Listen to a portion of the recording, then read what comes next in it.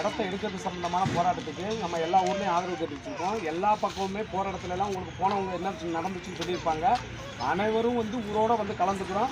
இதை விட்டுற முடியாது. நமக்கு மீன் குடிய மரபு இப்போ வந்து 2013 சட்டத்தின் பிரகாரம் கொடுக்குறதுல எல்லாரும் உறுதியாக இருக்காங்க. இதில் வந்து சின்ன ஊர்கள் நம்ம மதுரை மாவட்டத்தில் இருக்கிற ஊர்களை எல்லாத்தையும் ஓரளவுக்கு நம்ம இணைச்சிட்டோம். விருதுநகர் மாவட்டம் எல்லாமே நம்ம ஓரளவுக்கு முடிச்சு வச்சுட்டோம். இந்த 2 ஊர் அருகாமையில் இருக்கிறனால இங்கே வர்றதுக்கு சரியாக இருக்கும். இப்போ வந்து சங்கரங்கோயிலிருந்து உங்களுக்கு தென் தமிழகத்தில் இதுவரைக்கும் வரலாற்று சிறப்புமிக்க எந்த ஒரு பிரச்சனையாக இருந்தாலும் அதை கையில் எடுக்கிறப்ப சங்கரங்கோயில் வாசகங்கள் ராஜபாளையம் ஒத்துழைப்பு இருந்தால் தான் அது மிகப்பெரிய ஒரு போராட்ட வெற்றியை தரும். ஏன்னா அதிகமான ஜனத்தொகை கொண்டது சங்கரங்கோயில். அதை விட இன்னொன்று என்னென்னா ஊர் குடும்ப முறையில் மிகப்பெரிய கட்டமைப்பு வச்சுருக்கிறது சங்கரங்கோயில் தான். சங்கரங்கோயில் காந்தி நகர் தக்க நகர் மற்றபடி சங்கரங்கோயில் ஊர் உறவின் முறையை பொறுத்தளவுக்கு ஊர்லேருந்து கூப்பிட்டு ஒரு விஷயத்த சொல்லியாச்சுன்னா அங்கே அரசியலோ சமுதாயம் யாரும் தலையிட முடியாது. அது ஊர் கட்டுப்பாடு மட்டும்தான். அங்கே தேவையில்லாத விஷயங்களையும் பேச முடியாது. தேவேந்திரனுக்கு ஒரு பிரச்சனைனா இன்றைக்கி முதல்ல நிற்கிறதுல அனைத்து விஷயத்துலையும் வரக்குபுதூர் முருகனாக இருக்கட்டும், இல்லை இன்றைக்கி அங்கே வந்து நம்ம இடங்களை மிகப்பெரிய அளவில் ஆக்கிரமித்த இன்றைக்கி வந்து முஸ்லீம் சமுதாயத்தை சேர்ந்தவர்கள் புரிஞ்சிக்காமல் செஞ்ச பல வேலைகளை இன்றைக்கி தடுத்து நிறுத்தி இவங்க தான் சட்ட போராட்டத்தில் மீட்டு எடுத்திருக்கோம். அதனால் இன்றைக்கி அவங்க நமக்கு ஆதரவு நம்ம ஆதரவு சொல்லியிருந்தோம். நம்ம வரோம்னு சொன்னதுக்கு நாட்டாமையா கமிட்டின்னு சொன்னாங்க. நம்ம சமுதாயம் அங்கே வந்து உட்காந்துக்கிட்டு இருக்கு. அவங்க என்ன நம்மகிட்ட கேட்டு வருது, அதெல்லாம் வேணாம் நாங்கள் வரோம்னு சொல்லிட்டாங்க. இன்றைக்கி இங்கே வந்திருக்காங்க. அவங்க தரப்புல இருந்து 2 விஷயங்களை சொல்கிறப்ப சொன்னாங்க. ஏன்னா அதிகமான ஜனத்தொகை அங்கே உங்களுக்கு ஒரு நாளைக்கு இப்போ ஊர்லேருந்து நாளைக்கு இவங்க சொல்லிட்டாங்கன்னா ஒரு 10,000-15,000 பேர் ரோட்டுக்கு வந்துடுவாங்க. ஒரு சின்ன சலசலப்பு இல்லாமல் அங்கே ரோடு நிற்கும். அந்தளவுக்கு இருக்குது. அப்போ அவங்க ஒரு விஷயம் சொல்கிறாங்க, நம்மளும் சொல்கிறோம். அதை நம்ம சேர்ந்து பண்ணி அதை எப்படி பண்ணணும்னாலும் சரி ஆதரவும் நமக்கு வேணும் சொல்லியிருக்கோம். அது விஷயமாக அந்த சமுதாயம் தான் முக்கியம்னு வந்திருக்காரு. அது விஷயமாக நம்ம சங்கரங்கோயில் நாட்டாமல் மாறியப்பனே உங்கள்கிட்ட ஒரு சில வார்த்தையில் பேசுவார். எல்லாருக்கும் வணக்கம். சங்கரங்கோயில் சார்பாக நாட்டாமை சார்பாகவும் பொதுமக்கள் சார்பாகவும் உங்களுக்கு எங்களோட பெரிய ஒரு அனுதாபத்தை தெரிவிச்சிருக்கோம். ஏன்னா நம்ம சாதி குறிப்பிட்ட இடத்துல பார்த்தீங்க அப்படின்னா தமிழ்நாட்டில் இங்கே மட்டும் கிடையாது, எல்லா ஊர்லேயுமே பாதிக்கப்பட்டு தான் இருக்குது. சங்கரங்கோயிலை பொறுத்த, அதாவது தென்காசி மாவட்டத்தை பொறுத்தளவு சங்கரங்கோயிலில் தான் மக்கள் தொகை 10,000 தலைக்கட்டுக்கு மேலே ஒரே இடத்துல இருக்கும். பொருளாதார ரீதியிலையும் அரசியல் ரீதியிலையும் எல்லாத்துலேயுமே நம்ம பெரிய அளவில் இருக்கிறோம். ஆனால் அங்கேயுமே நமக்கு ஏகப்பட்ட பிரச்சனை இருக்கத்தான் செய்யுது. அப்போ இந்த அரசாங்கமும் சரி அரசும் சரி எல்லாருமே பார்த்தீங்க அப்படின்னா நமக்கு மிகப்பெரிய ஒரு சவாலாகவே இருக்கிறாங்க. இது அங்கே வந்து மேலே எதிர்த்து வந்துடக்கூடாது அப்படிங்கிற மிகப்பெரிய ஒரு இதில் கண்டிப்பாக இந்த ஆட்சியும் கிடையாது, இந்த ஆட்சி தான் அந்த ஆட்சி தான் கிடையாது, எல்லாருமே நம்ம அப்படி தான் நினச்சிக்கிட்டு இருக்கிறாங்க. அப்படி இருக்கும்போது பார்த்தோம்னா நம்மளுமே சில இடங்களில் ஒற்றுமை இல்லாமல் கட்சி ரீதியாகவும் இன ரீதியாகவும் அப்படின்னு நிறைய பிரிவுகளும் பிரிஞ்சு போய் கிடக்கிறோம். அதை அவங்க சாதகமாக பயன்படுத்திக்கிறாங்க. இப்போ இந்த ஊரை பொறுத்தளவு பார்த்தோம் அப்படின்னா இங்கே ஆண்டாண்டு காலமாக இங்கே குடியிருந்து வந்துக்கிட்டு இருக்கீங்க. உங்களுக்கு பார்த்தீங்க அப்படின்னா கிட்டத்தட்ட ஒரு மாதம் அந்த பிரச்சனை நடந்துக்கிட்டே இருக்குது. இதே இது ஒரு மாற்று சமயம் இதே பிரச்சனை ஒரு மாதம் நடக்குமா? நடக்கிறது வாய்ப்பே இருக்காது. ஏன் அப்படின்னா அவன் சொல்கிற ஆள் தான் அங்கே எம்பியாக இருக்கான், அவன் சொல்கிற ஆள் தான் எம்எல்ஏவாக இருக்கிறான், அவன் சொல்கிற அதிகாரி தான் கலெக்டராக முதல் கொண்டு அவங்க தான் வந்து நிற்காங்க. அப்படிங்கிறப்ப அவனுக்கு என்ன பிரச்சனைனா அவன் செய்ய தயாராக இருக்காங்க. உங்களுக்கு பக்கத்துலேயே தெரிஞ்சிருக்கும். இப்போ டங்ஸ்டன் சுரங்க தொழிற்சாலை ஆரம்பிக்க ரெடி பண்ணாங்க, மத்திய அரசு அனுமதி கொடுத்தாங்க, மாநில அரசு அனுமதி கொடுத்தாங்க, தொழிற்சாலை ஆரம்பிக்க முடியல. ஒரே ஒரு ஊர் தான், எல்லாம் ஒரே சமுதாயத்தை சேர்ந்தாங்க, போராட்டம் பண்ணுறாங்க, உடனே இந்த தடுத்து நிறுத்தப்படுறது. எங்கே பிரதமர் வரைக்கும் அந்த சீராக கொண்டு போய் சேர்க்குறாங்க. அப்போ நம்மளுக்கு என்ன செய்யல அப்படின்னா அந்த மாதிரி இல்லை, உனக்கு வந்தால் உனக்கு தான் பிரச்சனை, எனக்கு வந்தால் எனக்கு பிரச்சனை அப்படின்னு இருந்துக்கிட்டு இருந்தோம். ஆனால் இங்கே வர்ற காலங்களில் அப்படிலாம் இருக்கவும் முடியாது, இருக்கவும் மாட்டோம். ஏன் அப்படின்னா இதுக்கு முன்னாடி நிறைய அறியாமையில் இருந்துக்கிட்டு இருந்தோம், நிறைய அவங்க சொந்த பிரச்சனையும் நிறைய இருந்ததுனால நம்ம தனித்தனியாக பிரிஞ்சு இருந்தோம். இப்போ அப்படி கிடையாது, நிறைய காலங்கள் மாறிப்போச்சு. நீங்கள் ஒவ்வொரு தவணை ஒவ்வொரு போராட்டம் ஒவ்வொரு செயலும் முன்னெடுத்து கொண்டு போய்கிட்டே இருக்கீங்க. நல்ல ஒரு தலைமையில் வச்சு இதை செஞ்சுக்கிட்டே இருக்கீங்க.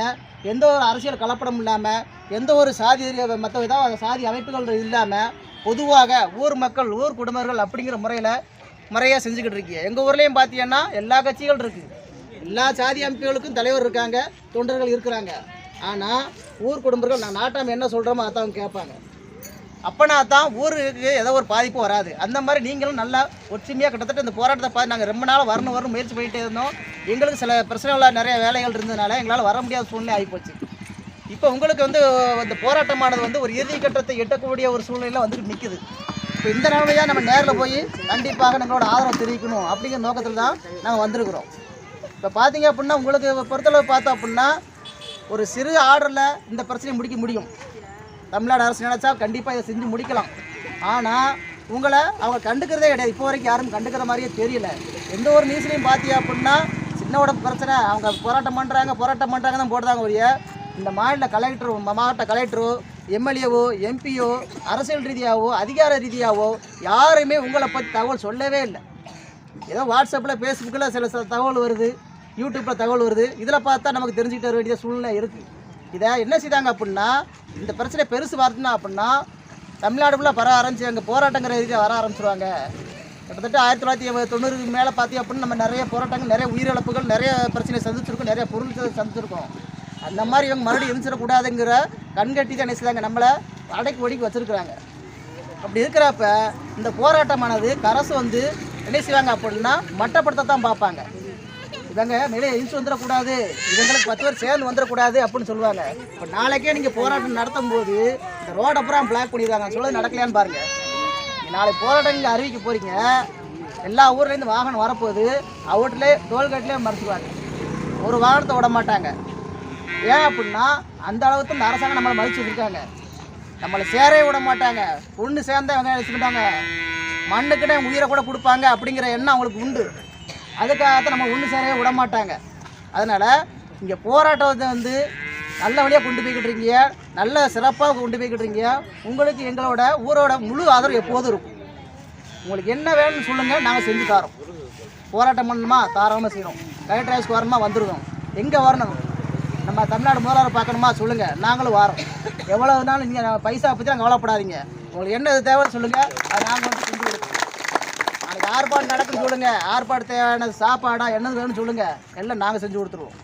உங்களுக்கு என்ன வேணும் நீங்கள் மட்டும் கேளுங்க, எங்களால் முடிஞ்சால் கண்டிப்பாக முடிஞ்சால் இல்லை எங்களால் முடியும். அந்த அளவுக்கு தான் நாங்கள் இருக்கிறோம். ஏன்னா எங்கள் சுற்றிப்பட்டு கிராமங்கள் பார்த்தோம் அப்படின்னா கிட்டத்தட்ட 52 கிராமங்கள் இருக்குது. எங்கள் தான் தாய் கிராமம். 10,000 தலைக்கட்டுக்கு மேலே நாங்கள் இருக்கிறோம். பொருளாதார ரீதியில் நாங்கள் ஓரளவுக்கு நல்லா தான் இருக்கிறோம். அப்படிங்கிறப்ப சுற்றி உள்ள எல்லா கிராமங்களுக்கும் நாங்கள் தான் நல்லது கெட்டு எல்லாமே நாங்கள் செஞ்சு கொடுப்போம். நாங்கள் சொன்னால் அவங்க கேட்பாங்க. ஏதாவது யாராவது அடித்து கொலை பண்ணிட்டாங்க, ஏதாவது இட பிரச்சனை ஆகி போச்சு, நம்ம சாதிக்கிற ஏதாவது வெட்டி போட்டாங்க அப்படின்னு ஏதாவது பிரச்சனை வந்தாலும் அந்த ஊரோடு வந்துடுவாங்க. 100 பேர் 200 பேர் மொத்த ஊரை காலி பண்ணிட்டு வந்துடுவோம். ஏன் அப்படின்னா நாங்கள் சிறுபான்மையாக அங்கே இருப்போம், மற்ற சாதிக்காரங்க நிறையா இருப்பாங்க. அவளை கூப்பிட்டு அரவணைச்சு நம்ம சமுதாய மண்டபத்தை தங்க வச்சு கிட்டத்தட்ட மாதக்கணக்காக சாப்பாடு போட்டு அவங்க அந்த கேஸில் முடிஞ்ச அப்புறம் ஊருக்கு அனுப்பி வைப்போம். அந்த மாதிரி செஞ்சு கொடுத்துருக்கோம், செஞ்சுக்கிட்டே இருக்கிறோம். இப்போ கூட சமீபத்தோட வடக்குதிரை நம்ம உறவு சேர்ந்த ஒரு பையனை அடித்து போலீஸ்காரங்க அடிச்சு கொண்டுட்டாங்க. கிட்டத்தட்ட 1.5 லட்ச ரூபா வரைக்கும் நான் செலவு பண்ணியிருக்கோம். செலவுக்காக சொல்ல வரல, இந்த மாதிரி நாங்கள் வந்து சாதி விட்டு கொடுக்க மாட்டோம் அப்படின்னு சொல்ல வரோம். அதனால் உங்களுக்கு என்ன தேவை, பொருளாதார ரீதியாக வேணும்னா சொல்லுங்கள், செஞ்சு கொடுத்துருவோம். அல்லது எங்களுக்கு போராட்டத்துக்கு பங்கேற்று வாங்க, எங்கள் கூட வந்து நில்லுங்க, கலெக்டருக்கு ஆஃபீஸ் போகிறோம், அல்லது சென்னைக்கு போக வேண்டியிருக்கு, எங்கே போக வேண்டியிருக்கு, ஏதாவது இந்த உங்கள் உதவி கேட்டாலும் சங்கரகோயில் சார்பாக கண்டிப்பாக உங்களுக்கு எங்களோட முழு ஆதரவு 100% கிடைக்கும். அதை நீங்கள் நம்பலாம். கண்டிப்பாக உங்களோட வெற்றி முடியுதோ அது வரைக்கும் எங்களோட ஆதரவு முழுமையாக இருக்கும். நீங்கள் எப்போ எங்களுக்கு இது போதும், எங்களுக்கு தேவையானது கிடச்சி போச்சு, நிவாரணம் கிடச்சி போச்சு, எங்களுக்கு உண்டான வெற்றி கிடச்சி போச்சு எப்போ பின்வாங்குறீங்களோ அப்போ தான் நாங்களும் அமைதியாக இருக்கும். மற்றபடி உங்களுக்கு முழு ஆதரவை எங்களால் கண்டிப்பாக கொடுக்க முடியும் அப்படிங்கிற இந்த நேரத்தில் உங்களுக்கு தெரிஞ்சுக்கிறேன். நன்றி, வணக்கம்.